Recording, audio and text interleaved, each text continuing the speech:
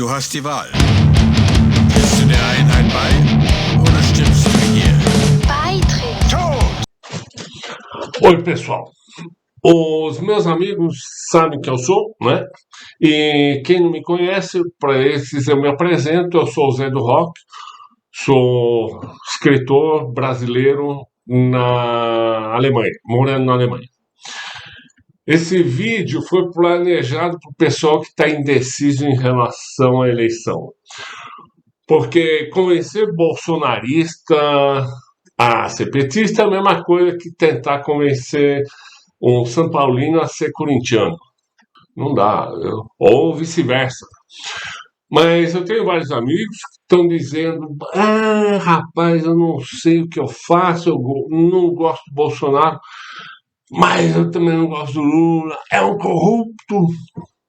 Votar em branco? Bom, e é a vocês que eu dirijo a palavra. Isso aqui tá meio feito nas coxas, mas tem que ser jogo rápido, afinal em 5 dias tem eleição. Final. Em termos políticos, eu fui socializado na esquerda, mas nunca fui realmente ativo, nunca fui com qualquer onda. Eu não sou petista dogmático, eu votei no Fernando Henrique várias vezes, achei que ele também fez um bom governo. Na Alemanha, antigamente, eu votaria nos verdes, que são de esquerda, quer dizer, se eu pudesse votar aqui, né? Mas agora eu não votaria mais nessa esquerda, aqui na Alemanha. Eu não aguento mais essa ideologização da cultura, da língua, tudo tem que ser igualitário na mar, também não é minha praia. E no alemão, essa história de linguagem inclusiva complica bem mais do que no português, é viral, isso aqui tá terrível. Cheio de asterisco e traço oblíquo e reto eu não sei o que eles estão botando. Tudo só para dizer que brasileiro também pode ser mulher. Bom, os argumentos contra o Bolsonaro são conhecidos. Ele é um cavalo, ofende todo mundo, até o maior parceiro comercial, a China, né? Põe general para ser ministro da Saúde, põe general para ser diretor de museu de arte, e por aí vai. Isso nem no governo dos militares no Brasil. No ministro militar podia ser o ministro da defesa, mas não os outros. Bom, se diz que o Bolsonaro é um Trump para pobre, né? E o Trump é um louco, ele fala coisa completamente absurda, mas é divertido. Era divertido ver as notícias quando o Trump era presidente. Já o Bolsonaro fala coisa absurda também, muita, mas não é divertido. Nos anos 90, ele disse que tinha que dar um golpe, ia custar mais ou menos a vida de umas 30 mil pessoas e tinha que matar o presidente também, o Fernando Henrique. O que os bolsonaristas dizem quando ouvem isso? Não, ele não está falando sério, ele só gosta de provocar. E ele acabou com a mamata do PT. Pararam de investigar a corrupção, mas isso não quer dizer que não tem mais corrupção no Brasil. Muito pelo contrário. Mas o que eu quero falar é sobre os defeitos do Lula. A corrupção e o desastre econômico. Primeiro, a corrupção pessoal do Lula. Ele foi acusado e preso por corrupção. Mais tarde, o Supremo Tribunal Federal primeiro tinha confirmado e mais tarde anulou a pena. Porque se descobriu que o Sérgio Moro não tinha agido corretamente, ele tinha colaborado com a promotoria pública, isso quebra a neutralidade que um juiz tem que ter. Né? Numa dessas, em qualquer país democrático, pelo menos, o juiz está fora. Bom, e a Comissão de Direitos Humanos da ONU confirmou essas condenações, não tem valor jurídico nenhum. E a ONU não é uma cambada comunista, não. Quer dizer, o país que tem mais influência na ONU são os Estados Unidos. E se tem um país no mundo que não se pode chamar de comunista, são os Estados Unidos. A acusação contra o Lula era que ele tinha comprado um apartamento em Guarujá e uma construtora tinha feito uma obra lá de graça para ele. Não foi achado documento de compra, daí a argumentação foi que ele é um criminoso tão bom que consegue esconder tudo. Ah, tenha paciência, né? Isso é argumento de tribunal chinês, pô. O quê? Não tem prova que ele é culpado? Ah, então é porque ele é tão malandro que consegue esconder bem. Fuzila. Próximo. Já o caso do sítio de Atibaia é um pouco diferente. Também lá teve uma construtora fazendo obra de graça numa casa, no sítio de Atibaia, de um amigo do Lula. E o Lula tinha biblioteca, escritório nessa casa e passava um tempo razoável por lá. Pelo menos foi isso que eu li por toda parte. E não vi ninguém desmentindo. Isso é corrupção? É. Mas não é a corrupção de alto grau. Para mim, a corrupção de alto grau é quando um deputado diz para o governante: ou vocês pagam o meu e eu voto por você, pelo projeto de vocês, ou vocês não pagam e eu voto contra. Se você, como governo, depende desse voto para passar o projeto, você não está saindo, você paga. O meu irmão trabalhava numa empresa que importava máquina grande, né, para o Brasil. A máquina não era liberada e não saía da alfândega, enquanto a empresa não pagava propina para o funcionário. Ela não saía de lá. E a máquina custou milhões, ela tem que ser utilizada, não tem jeito. É corrupção por parte da empresa? Ela paga, claro, tem que pagar. Por qualquer definição é um pagamento ilícito. Mas não se pode comparar com a corrupção de alto grau do funcionário. E quem paga R$100 de propina para um policial, em vez de pagar os R$1.000 de multa, é corrupto? É. E quem faz? Eu imagino que 99% dos brasileiros. Eu também. Se eu posso pagar R$100 de propina em vez de 1.000 de multa, eu pago. Quer dizer, claro, na política tem grandes tentações. Aqui em Stuttgart, eu sou convidado o tempo todo para festa por aí, de político, cheio de capitalista lá. Você vai em festa de capitalista, tá cheio de político. O pessoal se conhece. Então, claro, aí faz um favorzinho, meu amigo, né? Mas não pode, porque na verdade ele é construtor, você é político. E depois dá presentinho para a mulher do cara, casaco de pele, de $10.000. Dar presente não é pecado, né? Bom, a corrupção de troca de favores e tal, né? Tem também uma corrupção contra a qual acho que não tem lei. O político passa uns projetos para uma empresa, né? Não ganhou dinheiro nenhum. Daí, 1, 2, 3 anos depois, o cara sai do cargo político e uns meses depois ganha um cargo de executivo naquela empresa. A empresa vai dizer: não, a gente pegou ele porque ele é competente. É corrupção? Pode dizer que sim, pode ser que não. Não necessariamente, mas tem um cheiro meio forte, né? Claro que um político tem que tomar muito cuidado, principalmente quando ele tem muito inimigo. Mas talvez o Lula tenha baixado a guarda, né? Afinal, ele não estava mais ocupando cargo político. Daí um amigo construtor ofereceu para fazer umas obras que ele queria mudar algumas coisinhas ali. Aí o construtor falou: eu vou lá, faço. Não, mas sem burocracia. Eu mando um pessoal passar aí. Ah, tá, obrigado, né? É corrupção? É corrupção. Então, se o Lula foi corrupto no sentido de que quase todos os brasileiros são. Um corrupto de baixo grau, um corrupto básico. Esse tipo de corrupção de baixo grau também tem que ser punido, claro, mas com multa. Não pode condenar alguém a 12 anos de prisão por isso. Senão praticamente toda a população brasileira teria que estar em cana. Eu aposto que a maioria dos assassinos fica menos que 12 anos na prisão. E o que interessa muito mais não é se o cara tinha empregada, sem papel ou não, e sim as grandes correntes de dinheiro ilegal rolando, a situação de corrupção geral no país.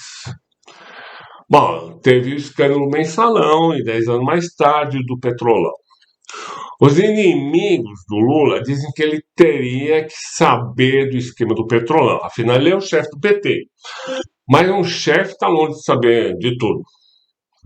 Ele não ganhou dinheiro na história. Pelo menos ele não foi acusado nesse sentido. Então não deve ter prova mesmo. É muito provável que se tivessem perguntado, ele não participaria. Não necessariamente porque ele não é corrupto, e sim porque o risco é muito grande. Um esquema assim tem centenas de envolvidos. Só precisa de uma denúncia de um deles e o presidente está deposto. No fim, se contassem para ele era até capaz de proibir o esquema e muita gente teria deixado de ganhar uns milhãozinhos, né? Então, e contar para Dilma, então, Deus me livre. Do jeito que ele era Caxias. Bom, eu também não contava pro meu pai o que eu estava fazendo de besteira, molecagem. Por que o pessoal ia contar pro chefe do partido que estava fazendo besteira?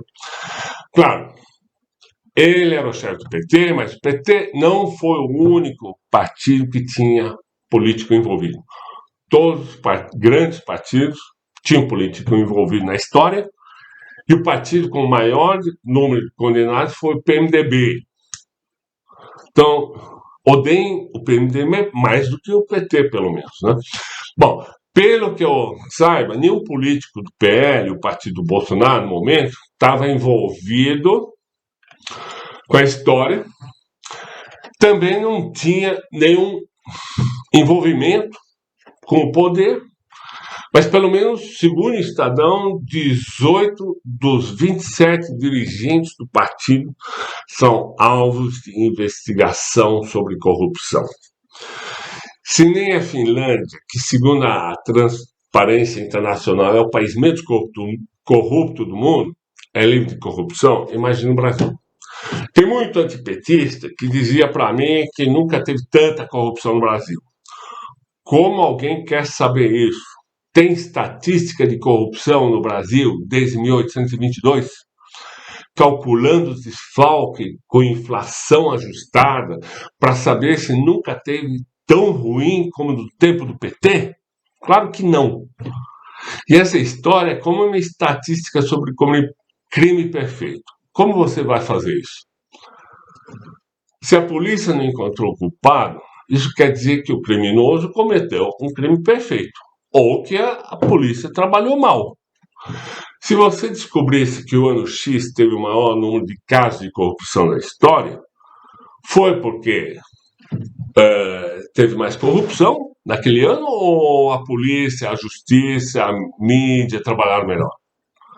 Você não pode saber. E como você conta quanta corrupção tem? Pelo número de casos, o tamanho dos desfalques em dinheiro? Não, ninguém conta assim.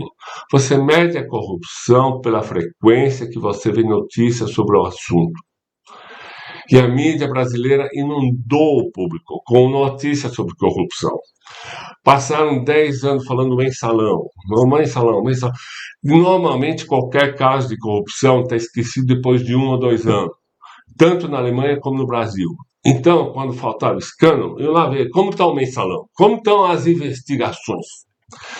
Por que a mídia combatia tanto Lula? Bom, a resposta o Fernando Henrique já deu antes de virar presidente. Ele disse: quando a gente começar com redistribuição de renda, a classe média vai chiar. Mas ela não chiou com ele. Por quê? Porque ele era o herói que acabou com a inflação, ele fez programa social, Bolsa Escola, Bolsa tal, tudo discretamente. Mas aí veio o Lula e botou a boca no trombone. Daí acordou os cachorros, né? A classe média chiou e chiou pesado. E os jornalistas são o quê? Classe média. Aquela que não gosta do Lula. E vocês acham que o Brasil é o pior país para corrupção, né? Aqui na Alemanha teve o escândalo da Wirecard. Em 2017 já tinha bastante suspeita que o negócio é podre até o limite. Mas o ministro da Fazenda deixou passar. Vamos continuar o trabalho, pessoal. A história causou um rombo de 30 bilhões de dólares para o Estado. O ministro da Fazenda se chamava Olaf Scholz e hoje ele é chanceler alemão, 5 anos depois. De qualquer forma, a frequência de notícias sobre corrupção não pode ser usada como medida. O que a Transparency International faz também está longe de ser exato. Corrupção é uma área com muito pouca estatística, mas eles têm os seus métodos, fazem um apanhado geral, contam os casos, perguntam para o pessoal quem subornou alguém nos últimos 12 meses, etc. e tal. Até o fim do governo do PT, 4/5 da população mundial vivia em países mais corruptos que o Brasil. Agora, 4/5 vivem em países menos corruptos que o Brasil. Mas isso não é necessariamente culpa do Bolsonaro. O fato é que o Brasil caiu algumas posições a partir do governo do Temer. A China e a Índia subiram um pouquinho e ultrapassaram o Brasil. Ou seja, agora são mais limpos que o Brasil. E lá vive quase a metade da população mundial, né? Eu peguei os índices de corrupção da Transparency International de 2003 a 2021. Só que eu tive que levar em consideração que a quantidade de países examinados variava, e isso faz uma diferença.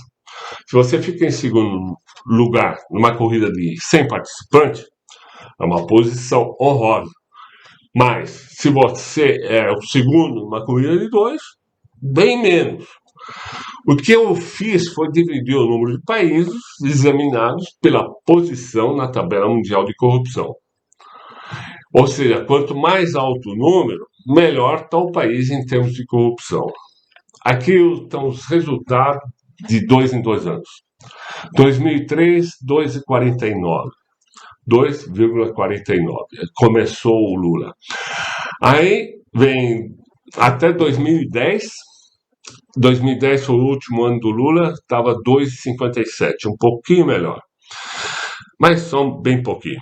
A partir de 2011, com a Dilma, 2,50, 2,45, aí caiu em 2015 para 2,19. E que foi o Lava Jato, né? Aí chegou o Temer e deu uma queda violenta para 1,87, e no de 2019 foi o primeiro ano do Bolsonaro, estava 1,69, quer dizer, mais uma queda. Em 2021 subiu de novo para o mesmo nível de 2017, mas continua bem mais baixo do que o nível do PT. A média ali foi de 2,45.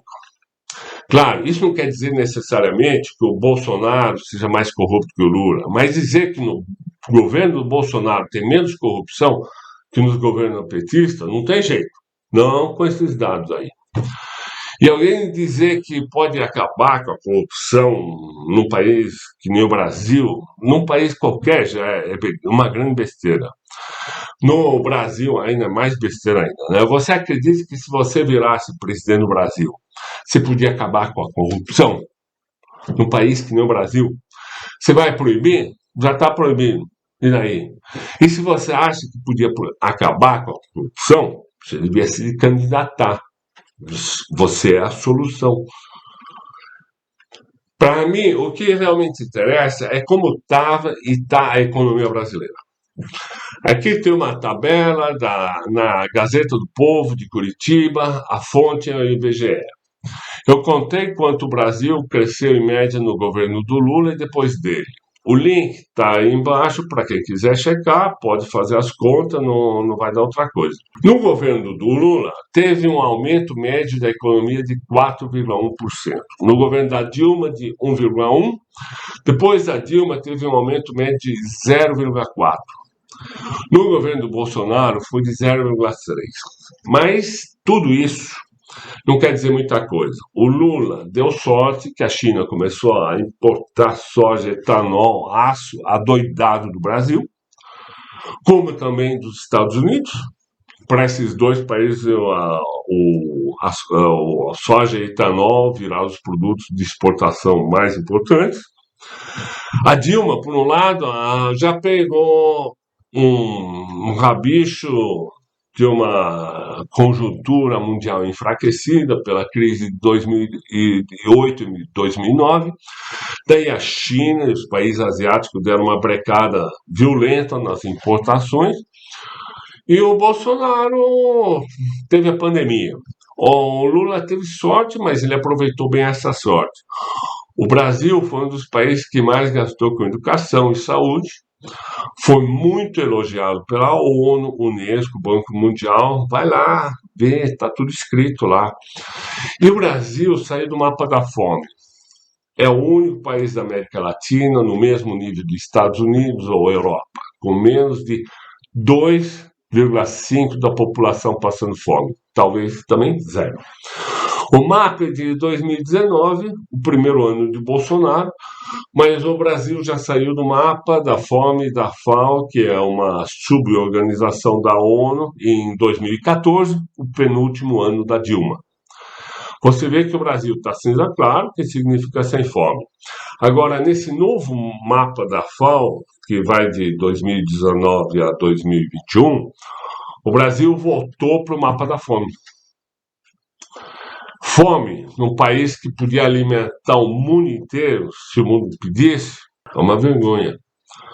Em resumo, é difícil dizer claramente qual governo foi melhor em termos econômicos, porque para cada um deles a situação era diferente.